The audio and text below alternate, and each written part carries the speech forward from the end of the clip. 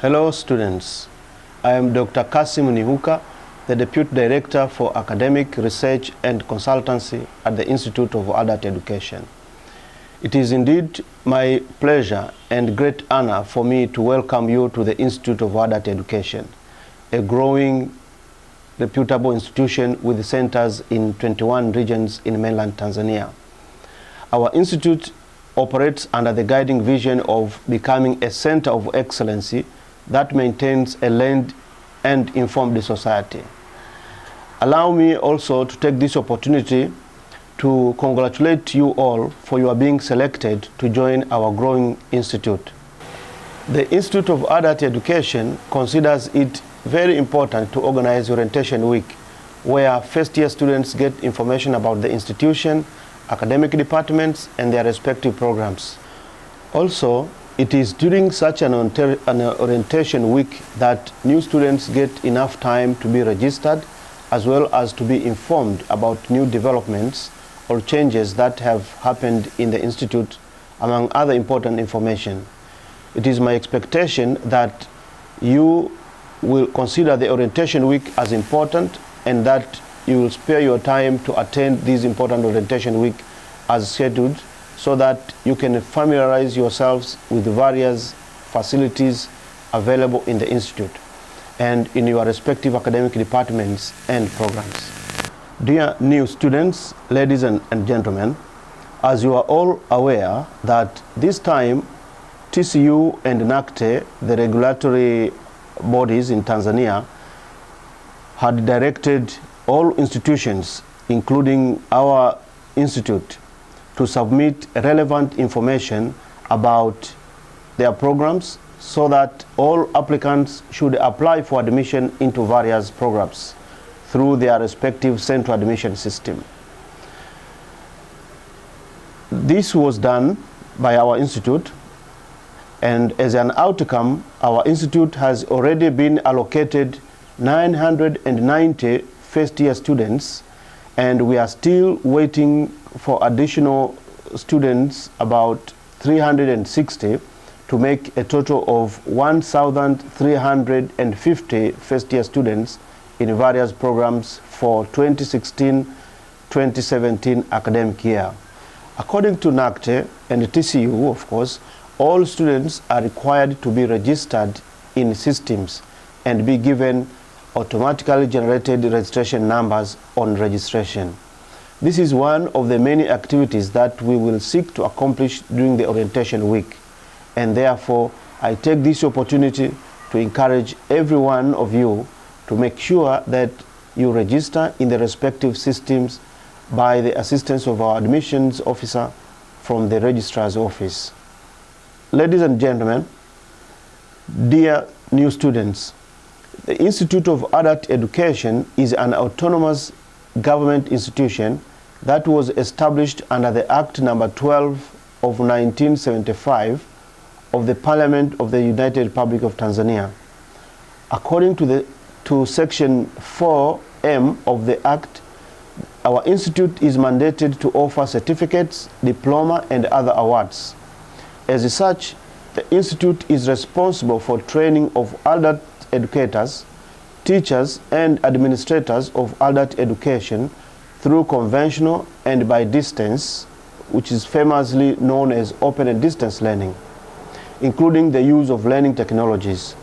Moreover, our institute is mandated to promote mass education and development of mass media resources for adult education purposes, in addition to conducting research and providing consultant services on matters related to adult education in the country. Ladies and gentlemen, at the Institute of Adult Education, programs are offered in two main modes. The first one is by conventional, and the second is by distance. In the conventional mode, students attend lectures in lecture halls, following a specific timetable that is provided at the beginning of every semester. In such a mode, students supplement notes from lecturers provided during lectures by reading relevant books that are available in the Institute's library and by accessing open educational resources that are freely available in the internet. On the other hand, students studying by distance mode do not attend lectures in lecture halls. Rather, they are provided with course modules and activity plans which they study on their own from wherever they are, and they do meet lecturers only during face-to-face sessions which are organized 4 times in a year, as they will be clearly articulated by the head of Adult and Continuing Education Department during this one of the days of the orientation. Again, as the case for students in the conventional mode, students studying by distance are expected to regularly take advantage of the open educational resources that are freely available in the internet, in addition to course modules and activity plans that can be downloaded from the Institute's website. Dear first-year students, in order to increase learning flexibility and accommodate inflexible schedules of some students, the Institute introduced evening session for diploma students during 2015-2016 academic year. Following its successful implementation and an increasing demand for evening session from bachelor students, the Institute is now finalizing arrangements to introduce a similar program for bachelor students effective 2016-2017 academic year. Dear students, ladies and gentlemen, the Institute of Adult Education, through its ICT policy, recognizes the huge potential that learning technologies provide in terms of contributing to the enhancement of learning and teaching in the Institute. Specifically, the Institute has installed the Student Academic Records Information System in order to properly keep students' records and efficiently manage examination marks and grades, and allow students to access their examination results on 24/7 basis. Despite some challenges that we try to fix them as they are reported, the system will facilitate timely production and release of academic transcripts to students starting in 2016-2017 academic year. Furthermore, the Institute is determined to digitize all modules into CDs, as well as making them available through library system, effective 2017-2018. Also, important open educational resources from well-known institutions such as the African Virtual University, Teacher Education in Sub-Saharan Africa, Massachusetts Institute of Technology, and Commonwealth of Learning will be linked to our website for easy access by all students and staff in the Institute. Again, effective 2016-2017 academic year, the Institute will install and use Examination Questions Management Information System to enhance security of its examinations and timely development and management of examinations in the Institute.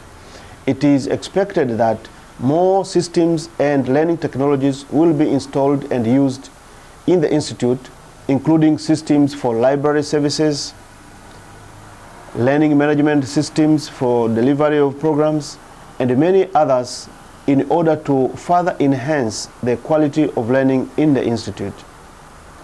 Dear first-year students, I now wish to reflect with you a quote from Martin Luther King Jr., who once said that intelligence plus character is the goal of a true education.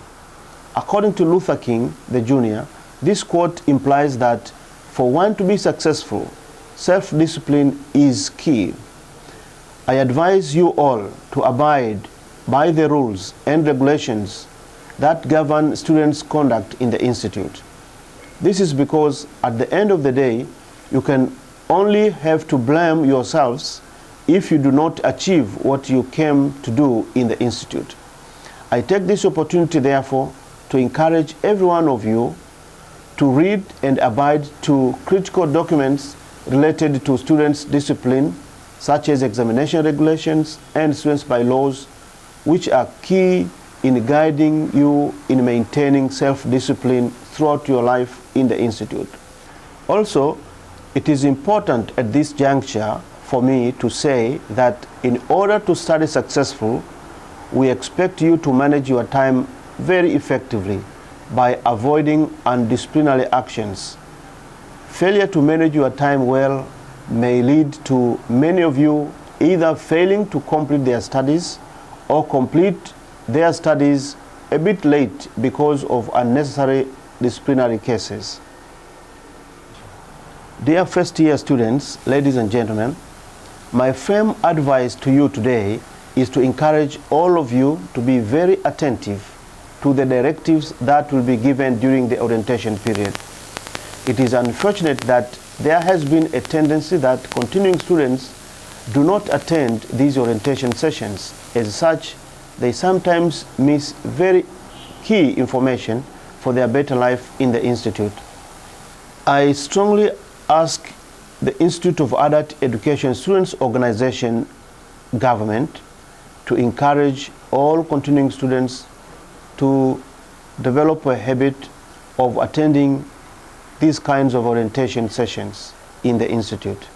Ladies and gentlemen, last but not least, I wish to emphasize that students studying at the Institute of Adult Education are qualified students, and at times even more qualified than their counterparts, just like students in any other learning institutions in the country and outside the country.